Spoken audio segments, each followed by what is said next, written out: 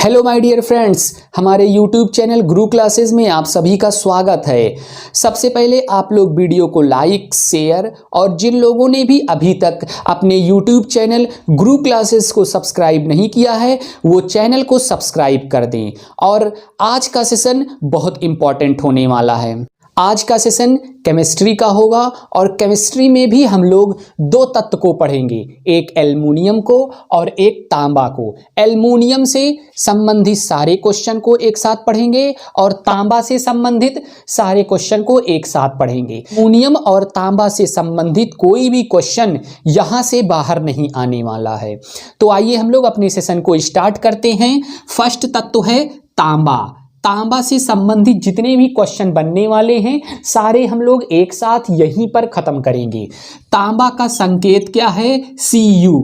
तांबा को का नोटेशन क्या है? तांबा को Cu नोट करते हैं। Cu लिखते कैसे हैं? सेम इसी तरीके से लिखते हैं। C और U कभी भी C के बराबर U नहीं लिखा जाता।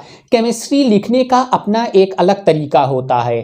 केमिस्ट्री को उसी के भाषा में लिखेंगे तब तो केमिस्ट्री सही होगी, था गलत हो जाएगी। जैसे Cu लिखना है तो C को हमेशा बड़ा और U को हमेशा छोटे में लिखा जाता है। Cu इस तरीके से लिखेंगे गलत, इस तरीके से लिखेंगे गलत। ये वाला सही होगा, ये वाला सही होगा।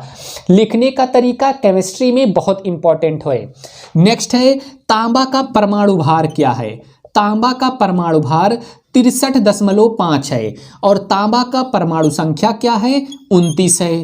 तांबा का आवर्त सारणी में स्थान कौन सा है? वर्ग फर्स्ट बी। वर्ग में जाएंगे तो फर्स्ट का बी होगा और आवर्त में जाएंगे तो चौथे आवर्त में, चौथे आवर्त में और पहले के दूसरे में फर्स्ट बी के वर्ग में मिलेगा क्या? तांबा। मानव द्वारा प्रयुक्त पहला धातु कौन सा है? तांबा है। ये क्वेश्चन बहुत इंपॉर्टेंट है, केमिस्ट्री में भी पूछा जा सकता है और हिस्ट्री में भी पूछा जा सकता है। मानव द्वारा प्रयुक्त पहला धातु कौन सा है? तो तांबा है। नेक्स्ट है तांबा के प्रमुख यौगिक कौन कौन से हैं? तांबा से क्या क्या बनाया जा सकता है जो बहुत इंपॉर्टेंट है, एग्जाम में आते रहते हैं, सिर्फ उन्हीं को पढ़ेंगे। जैसे क्यूप्रस ऑक्साइड Cu2O, Cu2O लिखने का तरीका सेम यही होना चाहिए। 2 को यहाँ पर लिखेंगे, Cu2O लिखेंगे, गलत हो जाएगा। लिखने का तरीका ध्यान रखिएगा। नेक्स्ट है क्यूप्रिक ऑक्साइड CuO। नेक्स्ट है क्यूप्रिक क्लोराइड CuCl2.2H2O। जो ये लगा है इसको हम लोग डॉट पढ़ते हैं और इसका मतलब होता है मल्टीप्लाई, गुणा। नेक्स्ट होता है क्यूप्रिक सल्फाइड CuS। नेक्स्ट होता है क्यूप्रिक सल्फेट CuSO4.5H2O और इसी क्यूप्रिक सल्फेट को नीला थोथा कहते हैं। नीला थोथा क्यूप्रिक सल्फेट को कहते हैं। CuSO4.5H2O को क्यूप्रिक सल्फेट कहते हैं। CuS को क्यूप्रिक सल्फाइड कहते हैं। CuCl2.2H2O को कहेंगे क्यूप्रिक क्लोराइड। CuO को कहेंगे क्यूप्रिक ऑक्साइड। Cu2O को कहेंगे क्यूप्रिक ऑक्साइड। मानव द्वारा प्रयुक्त पहला धातु कौन सा है? तो तांबा है। आवर्त सारणी में तांबा का स्थान वर्ग में ढूंढेंगे तो फर्स्ट बी में ढूंढेंगे और आवर्त में ढूंढेंगे तो फोर्थ आवर्त में ढूंढेंगे। फोर्थ आवर्त के फर्स्ट बी में क्या मिलेगा? तांबा मिलेगा। तांबा का परमाणु संख्या क्या है? 29। तांबा का परमाणु भार 63.5 है। तांबा का प्रतीक या संकेत क्या है? Cu है। Cu मतलब तांबा या कॉपर, O मतलब ऑक्सीजन, H2O मतलब जल, जल में H का मतलब हाइड्रोजन, O का मतलब ऑक्सीजन होता है, S का मतलब होता है सल्फर और बाकी सब कोई दिक्कत नहीं है। प्रतीक किसके कौन से प्रतीक हैं इसे हम लोग पिछली क्लास में पढ़ चुके हैं, पूरी आवर्त सारणी को बहुत अच्छे तरीके से डिटेल से।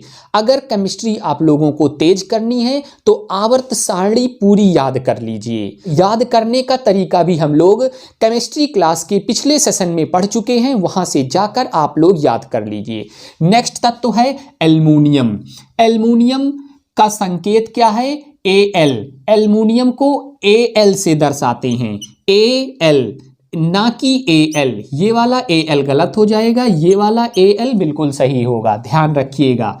परमाणु संख्या क्या है? तो एल्युमिनियम का परमाणु संख्या 13 है। एल्युमिनियम का परमाणु भार क्या है? 27 है। आवर्त सारणी में स्थान देखेंगे किसका? एल्युमिनियम का। तो थर्ड आवर्त के 13वें वर्ग में, 13वें वर्ग के थर्ड आवर्त में क्या मिलेगा? एल्युमिनियम मिलेगा। नेक्स्ट है, एल्युमिना से विद्युत अपघट्य द्वारा शुद्ध एल्युमिनियम प्राप्त होता है। एल्युमिना से विद्युत अपघटन द्वारा शुद्ध एल्युमिनियम प्राप्त होता है। नेक्स्ट है, प्रमुख यौगिक कौन कौन से हैं एल्युमिनियम के? तो एल्युमिना Al2O3 को एल्युमिना कहते हैं। डायरेक्ट भी पूछ सकता है Al2O3 का नाम क्या है? तो एल्युमिना। या फिर डायरेक्ट पूछ सकता है एल्युमिना का सूत्र क्या है? तो Al2O3।